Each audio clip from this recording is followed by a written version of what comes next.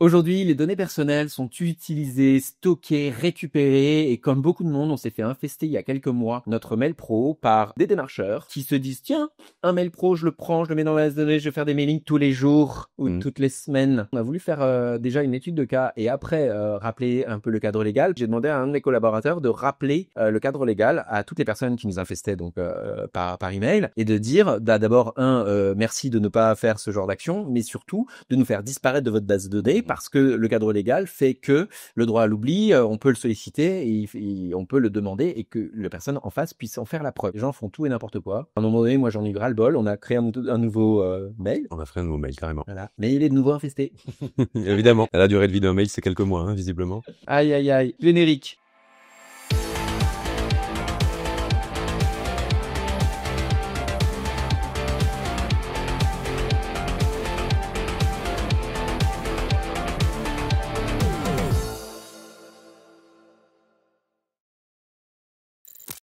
Donc oui, aujourd'hui, on parle forcément RGPD, des obligations de chaque entreprise doit suivre et de ce fameux DPO qu'on oublie trop souvent et qui est une obligation légale depuis plusieurs années. En l'occurrence, j'ai fait exprès dans l'intro de vous parler un peu des mails qu'on reçoit, même si j'ai pas précisé aussi que 9 mails sur 10 qu'on reçoit en démarchage, il n'y a pas la possibilité de se désinscrire. Ah, bien sûr. Bien entendu, alors que c'est une obligation aussi légale. On commence là-dessus, donc l'exemple concret, c'est celui-là. Il faut que vous sachiez que vous pouvez donc solliciter à n'importe qui vous a rajouté dans un mailing une désinscription, ce fameux droit à l'oubli, mais que si la personne ne le fait pas et ne montre pas son process de désinscription et que ce soit précisé aussi sur le site web d'ailleurs au passage, on peut les dénoncer à la CNIL.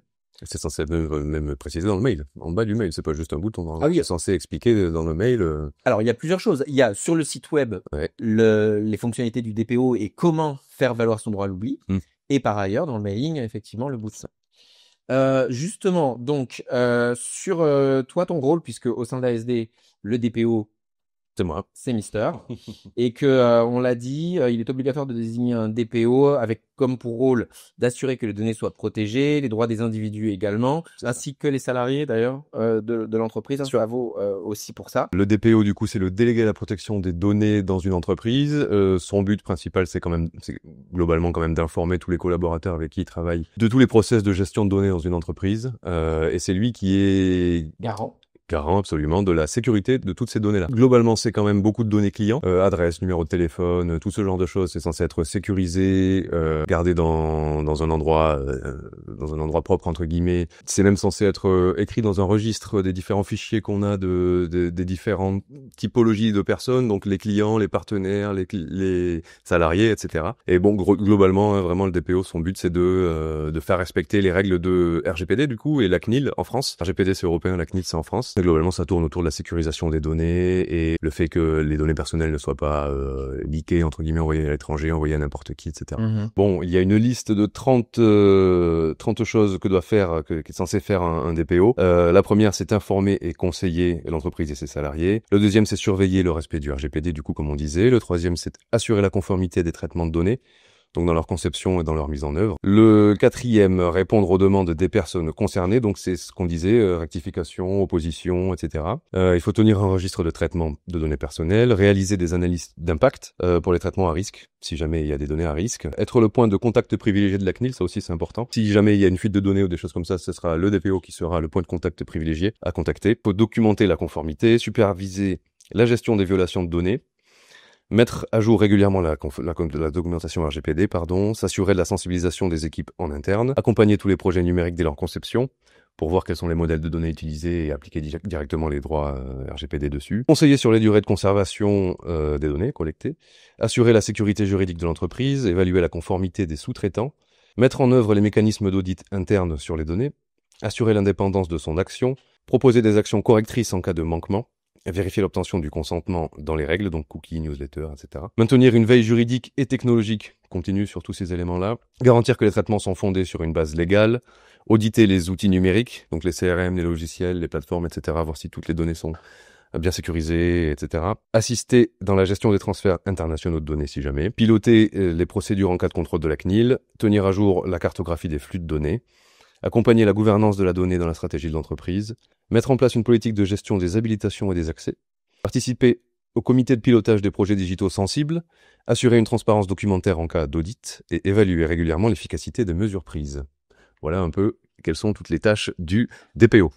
Pour terminer, donc on va vous montrer l'exercice que j'avais fait donc avec mon collaborateur pour savoir, pour toutes les personnes à qui on a envoyé un mail du genre prouvez-nous que vous nous avez bien retiré notre email et montrez-nous que vous satisfaisez bien les rôles du DPO, avec non seulement toutes les adresses, tous les emails qu'on a envoyés, ainsi que le peu de ceux qui ont répondu, comme vous le voyez. Donc on n'est même pas, on est en dessous de 10%, puisque non seulement les gens n'y répondent pas, mais surtout ils n'ont pas de cadre légal qui est fixé. Et là-dessus, la CNIL devra forcément à un moment donné durcir les règles si elle veut pouvoir satisfaire ça. On n'a quand même pas précisé en amont que notre mail pro se fasse infester. Il faut qu'on le considère normal parce qu'on ne tombe pas dans le champ du RGPD et qu'un mail pro n'est pas utilisé de la même manière C'est pas pareil comme qu'un mail personnel. Ceci dit, dans le cadre du droit à l'oubli, par contre, c'est la même chose. C'est juste que le scrapping entre guillemets, est autorisé en démarchage pro et non pas en démarchage perso. La bonne nouvelle, c'est, t'as raison, on va devoir recréer un email dès qu'il y en aura le besoin. C'est ça. Mais souvent, en fait, des gens, des fois, nous envoient des mails et je leur dis, mais où est-ce que vous avez...